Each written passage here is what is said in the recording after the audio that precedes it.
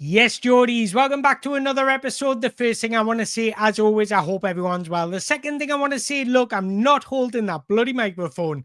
I've made an executive decision to stop holding it. And the reason being is because somebody actually gave us an eye-opening comment yesterday, and I generally appreciate it. He wasn't negative. He was just giving us some constructive criticism, but some feedback as well. And he was saying how my voice kept on changing. And I put that down to I was holding the mic here, then I was holding it here, then I was holding it here. So I'm generally apologizing. Hopefully my videos might sound a little bit better. Look, I'm going to be honest. I know I don't have the voice for radio. I understand that. I get that. I know my editing skills are not the best, but I'm trying my best. That's all you can ask for, right? Hopefully within time, this microphone will have an upgrade.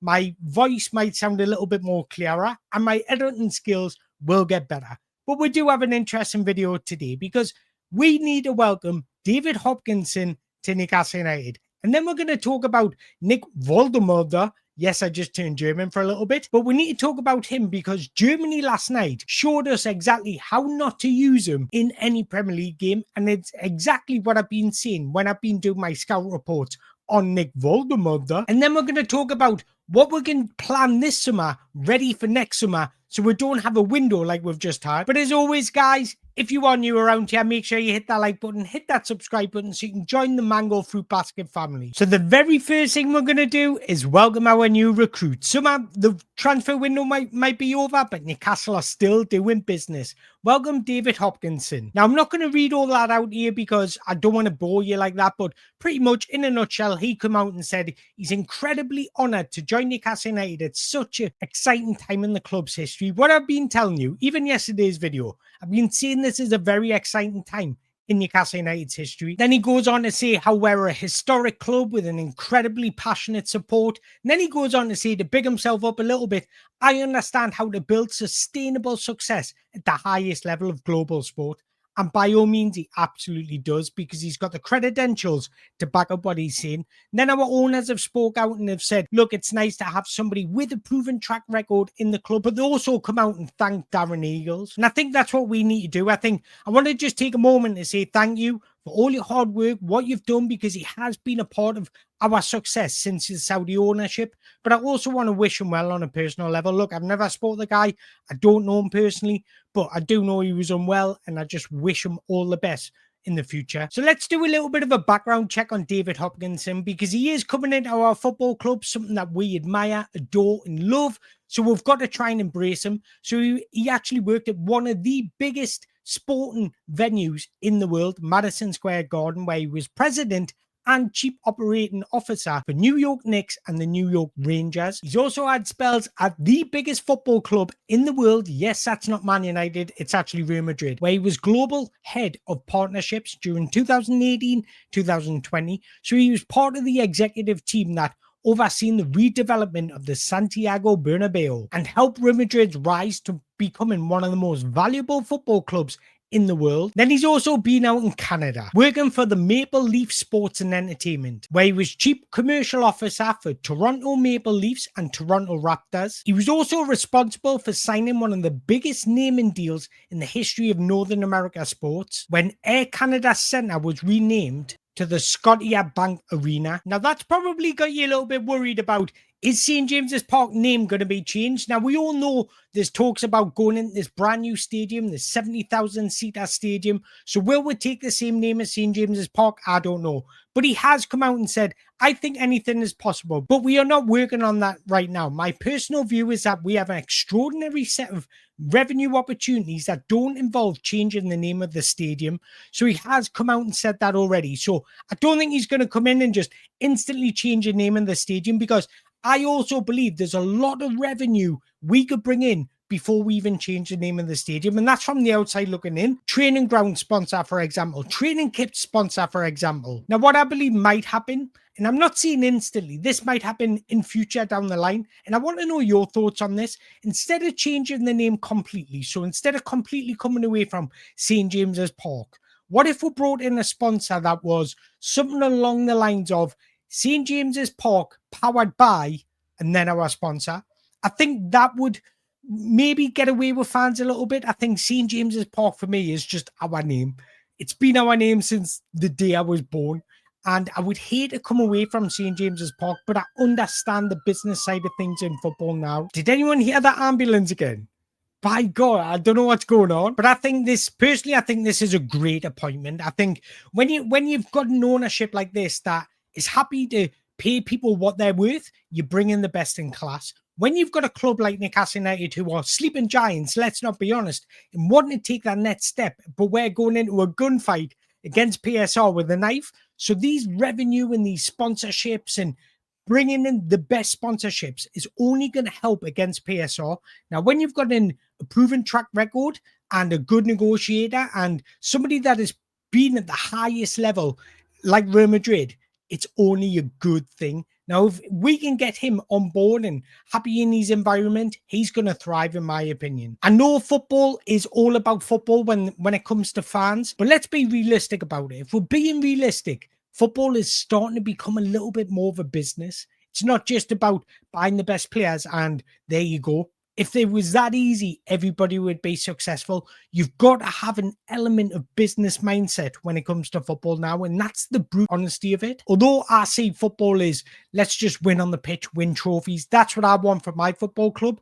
I understand that, and I'm realistic enough to know that you've got to work well behind the scenes in order to flourish on the pitch. And by doing that, you've got to get your house in order. There's no good looking at Chelsea and looking what they're doing, Liverpool looking at what they're doing. Let's concentrate on ourselves. Because if we focus on ourselves, that's when you grow as a football club. So bring in the best in class. Explore every single opportunity to bring in as much revenue as possible. Because the more revenue you bring in, the more money you have to spend against PSR. It's as simple as that. So I actually think we've done quite well considering we haven't really had a CEO for the past year. We haven't really had a sporting director for the past year. So we've had nobody in those positions to make those critical decisions. So I want to hear your thoughts on this appointment. Although we might not hear much of him, we probably won't. And we'll just get glimpses of what he's working on. Do you think it's a good appointment? I really do. I think it's a good appointment. I think you bring in the best in class, you bring in somebody with experience, and he's undoubtedly got those experiences. So moving on, I want to talk about Big Nick because I want to go back to this, and this is a PowerPoint presentation that I had in a previous episode because I think last night Germany showed exactly how not to use Nick Woltemade, and they profiled him completely incorrectly, in my opinion. I like Julian Nagelsmann. And I've said this before, he is one of the most tactical and innovative managers in the world, in my opinion. I think he's very, very good tactically. But when he's working at international side, it doesn't suit him. He's much better fitted to a club side where you're working day to day, where you're managing these players on a daily basis so you can really get your ideas across. And when it comes to international football, you don't have that luxury. And I think we're starting to see that with Germany. Because let's go back to this presentation because Nick Woltemade came out and broke through at Werder Bremen, but he didn't really hit the ground running until he moved to Stuttgart. And the reason why he didn't really flourish at Werder Bremen is because they were using him as a target man. They had the 5th most long balls in the Bundesliga that season. That direct style meant that Werder Bremen had the 2nd least amount of touches in the final third. What's Woltemade's biggest strengths? Getting on the ball. So if he's not getting the ball to feet, you're really not going to get the best out of him. You're going to get the best out of Nick, giving him the ball to feet and getting runners around him. If we do play Nick Woltemade as a number 9, we'll have to complement his attributes by getting deep midfield runners running past him. Because if you don't do that, it means you're going to have to go long. Centre-backs will start getting touch tight to him, not giving him any room. Then he struggles to bring the ball down. So therefore, he has less touches in the final third and he doesn't have the room to get on the ball and work his magic, really. So when you're playing with somebody like Big Nick as a number 9, you've got to create central overloads and short passing lanes, but you've also got to have runners running past the back line because that forces their defenders backwards, gives more space for Nick to get involved in the game. But then when he does receive the ball to feet, he's got more options to play through. That's exactly what Germany weren't doing last night. They were going long, and even when they were getting into good positions, it was about crossing the ball after crossing the ball after crossing the ball after crossing the ball. I could go on and on here because I watched the game on YouTube this morning and again crossing the ball and crossing the ball and crossing the ball again, and they're just not getting the best out of him. I've openly spoke about, despite him being 6'6", he is not the best in the air. He's improving, but he's definitely not the best profile of header you'll ever see. So if we're just going to lump long balls forward and lump crosses into the box, he's not going to thrive at Newcastle United. But we'll have to play the ball to his feet because his feet is where he does his best work. He's not a hold-up striker. His back-to-goal is improving, but it's not generally his best attribute. So I think Germany just looked at it and thought, we've got a 6'6" striker playing up front. We'll just lump long balls to him.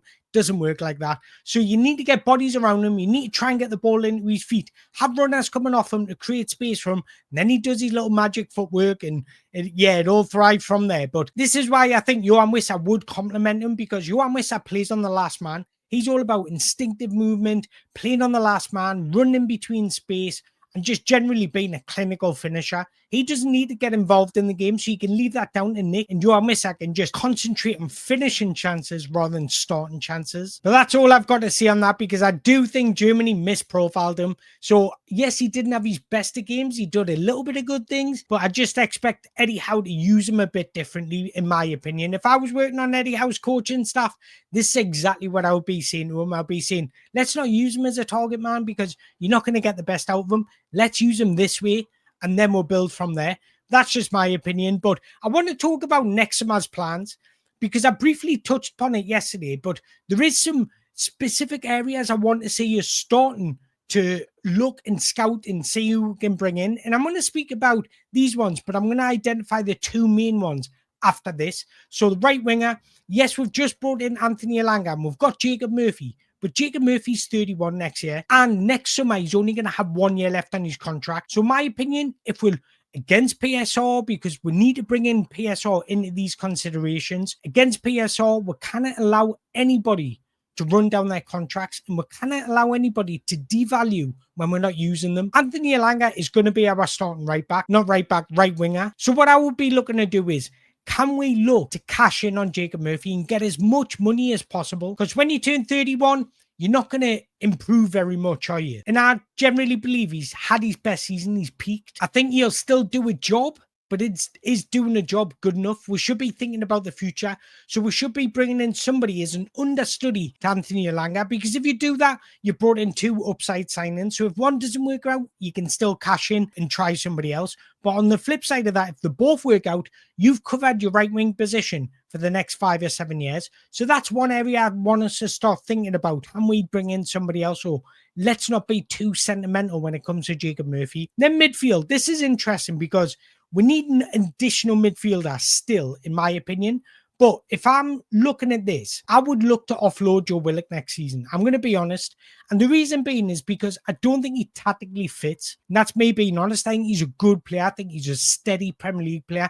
And if he leaves Newcastle United, he will go on to flourish and have a good career elsewhere. And I think he needs to leave, not only for the club's benefit, but for his own benefit, because I generally think he's a good footballer. He's got good attributes, and he would be better suited to a different environment and different club. So the fact he's only 25, I'd be saying to him, look, you're not getting game time here. Let's go out, maybe take a step down so you're not playing Champions League football, and go to a club like Crystal Palace where he plays in one of those number 10s. I think he would be brilliant and he would thrive in one of those roles. So because he doesn't really fit tactically, can we bring in somebody that is going to fit tactically or give us something different? Can we look to offload him and bring in a row number 10, for example? Somebody that would provide us a different option. Now, I've been saying this all summer. I do actually think we need a Joe Linton replacement. Not because we need to get rid of Joe Linton, but I still believe he's still got 1 or 2 seasons in him. But I think we need to start preparing for his gradual phase out and start gradually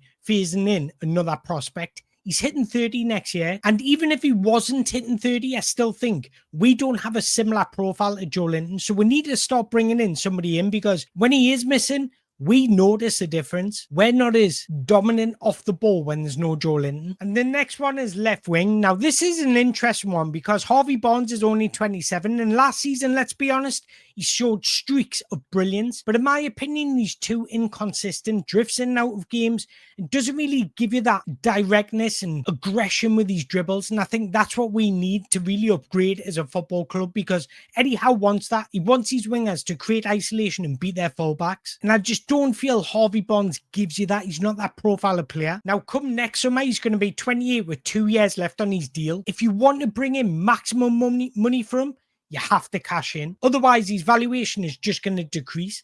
Now, this is an interesting one because obviously we've brought in Park, we've brought in Antonio Cordero, who are both left wingers.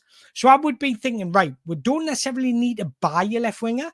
What if we just analyze and watch how they do this season, see if there's signs where they are showing signs that they could be an understudied Anthony Gordon, because we don't necessarily need a starter for left wing. But if we cash in on Harvey Barnes now, it's going to allow us to build the squad elsewhere, and then we can use Antonio Cordero and Park to be an understudied Anthony Gordon. Is this all making sense? By the way, I'm dreading downloading this recording because I really don't want to record this episode again. I hope this mic not close to my mouth sounds okay, so I apologize if it doesn't, but this can be a lesson learned. But I want to move on with the episode because where I do think we need to strengthen is right back, or should I say fullback? Because let's go through. We've got Tino Livramento. Look, he's our main starter. He's our future. The beauty about having somebody like Tino, he's young and he's delivering already in the Premier League level, and he's just playing for England pretty much, so he can cement his place at right back for Newcastle United for the next 10 years or 7 years or whatever. Kieran Trippier, he's 34. Now, I want to start by saying he's been an exceptional servant for Newcastle United. He was our first acquisition post-takeover, and his leadership qualities as well as his impact on the pitch has been massive to help us get to where we are now. But he's 34 with his contract ending next summer. So I very much doubt he's going to renew his contract. So he's going to be gone. Then we've got Emil Krafth. This is an interesting one because he's 31, but we don't rely on him to play every season. So we might renew his contract for one more year to be that squad filler because he can cover it right back. He can play it centre back. He can play right centre back if we play back three. So he can cover 3 different positions, which is ideal. And I remember he surged during the 2021-22 season when he stepped in Kieran Trippier's injury. He was brilliant, good squad filler, and he can play multiple roles, but he's 32 next year and his contract ends in 2026. So we can offer him a contract extension, and if he's happy to stay and not play, I would probably do that because we need depth, especially if we're going to try and get European football again next season. Then there's Harrison Ashby, 23 years old, and being brutally honest, guys, I don't think he's Champions League quality, and there's a reason why he hasn't been included in the squad. He can do a job, but I don't think he's good enough to be relied on week in, week out. Given his age, he can bring in reasonable amount of money. So next summer again, I would look to offload him and bring in somebody with a bit more potential. So when I'm looking at fullbacks, personally, I also think we need cover for Lewis Hall. So ideally, we need to bring a versatile fullback, somebody that can play right back and left back. And I want to start by saying I like Leo Sahar. I think he's going to be a very good prospect, a good senior footballer in Newcastle United. I think he's a brilliant addition since he's arrived at Wolves. Modern day fullback. He's been capped at England at youth level and shown a lot of potential in his performances. But is he ready right now? I'm going to say no. Will he be ready? I believe he will be soon. He's comfortable on the ball. He's happy to invert. He can overlap. He's energetic. He's quite long-legged for him, which helps him in duels and covering the ground. I think he will be a professional footballer for Newcastle United at senior level. I think he's got really good potential, and he's somebody I'm really excited about. And he's actually been training with the first team, and he's somebody that I know is very well thought of at the club. So I do think he's got a future at Newcastle United.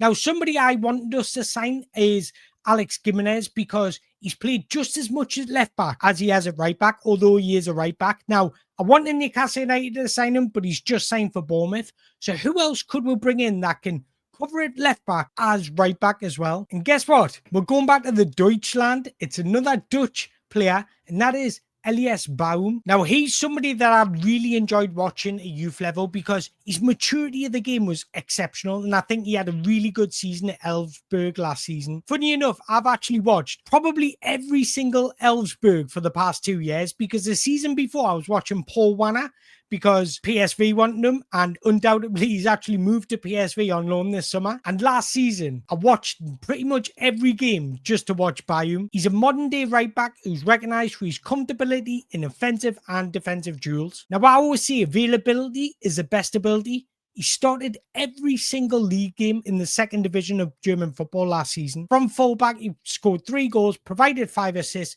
created 7 big chances, and was averaging 2.5 tackles per 90. Now, that graphic on the right-hand side shows his versatility. He's played at right back, he's played as a right winger, he's played at left back, he played as a right midfielder. So right midfielder is pretty much a wing back. played at left winger, so his versatility is a huge asset. But what I love about him is his composure in possession. He's averaging 62.5 touches per 90. Some midfielders only average about 30 touches per 90. So it just goes to show how happy and comfortable he is in possession. Now, he's also reliable. He had 0 errors leading to shots and a goal last season. Now, one of my favourite things about him, he's got a good football brain. He's really mature for his age. He shows good anticipation and timing in duels. He very rarely overcommits. Now, he's not blistering like Lewis Hall is quite quick. Tino's quite quick, but he's got a smooth stride and decent recovery pace. Now, he isn't the most flashy player ever. He's not going to do loads of skill and beat 12 men. I actually think Tino is probably better at dribbling with the ball than this guy, but he's really efficient. Tactically, he's very, very coachable. His profile is well suited for clubs for a fullback that operate both traditional and inverting. So he's comfortable moving into central areas, and we've seen that with Lewis Hall this season. Or he's comfortable going out wide and supporting attacks that way. But I just think a player like him that's going under the radar is just slotted into senior football very impressively. He probably will be playing tonight as Germany under 19s are playing tonight. So undoubtedly, I'll probably watch that. So I just think these are the types of profiles we should be aiming for, because we don't necessarily need somebody to replace Dino or replace Lewis Hall. We need somebody to come in and give them that competitive edge. And again, if it doesn't work out, you say, okay, thank you very much for your service. We'll move you on, because his valuation is not going to decrease. 1, because of his age, and 2, because of his potential. So where else personally do I think we need to strengthen next summer? And that is right centre back. And you might laugh at that because we've just brought in Malik Chow, but Fabian Schär's 33. He's going to be 34 next summer, and his contract ends in 2026 alongside Jamal Lascelles. Whether Eddie Howe opts to renew his contract for 1 year or not is a different matter. We still need to bring somebody in, so we're not scratching our heads and searching around in desperation in 2027's window. Look, Fabian Schär has been a quality, brilliant pillar for Newcastle United, especially in this modern day success. He arrived in 2018 from Deportivo La Coruña for only 3 million.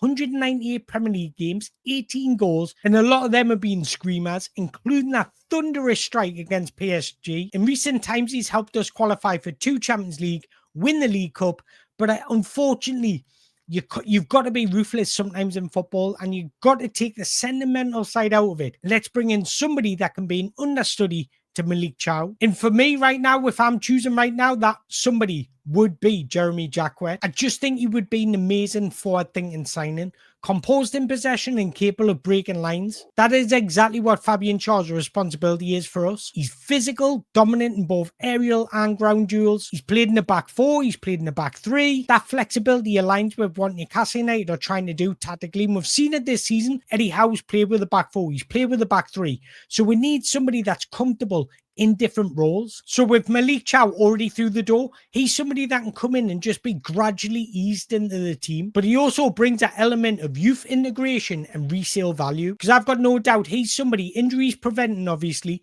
that his valuation is just going to increase. He enjoyed a breakout season at Lorient when he was on loan. In fact, Rennes called him back in Christmas time early because he was just exceptional. Then he started playing top 5 football and improved Rennes defensively once he came back. So it's a cost-effective, high-upside investment, especially when you compare him to Premier League centre-backs whose valuations are inflated, in my opinion. Again, there are plenty of profiles out there that we could bring in. Doesn't necessarily need to be the ones I've mentioned, but I'm more specifically talking about their attributes, where they can play, their valuation, their age, and their potential. But there's so many players out there that don't hold that Premier League price inflation. But look, I want to hear your thoughts. 1, are you happy about the David Hopkins coming in? 2, what do you make of Nick Woltemade and my description of what I said about him? And 3, what do you think we need next summer? Because I believe you me, planning, negotiating starts very early for clubs. Clubs will already start reaching out to clubs, going to there because they'll have a squad depth of player, and they'll go to player 1 and say, look, is there a possibility? How much would it cost? And then they'll crunch the numbers and say, right, we'll watch him this season. These are the numbers. These are the figures I want. We'll see if he's going to be worth it. That's what clubs will already start doing. This is why we need a sporting director. So I want to hear your thoughts. What do you think we need come next summer? But if you've enjoyed this video, as always, make sure you hit that like button, hit that subscribe button. And until next time, away the lads.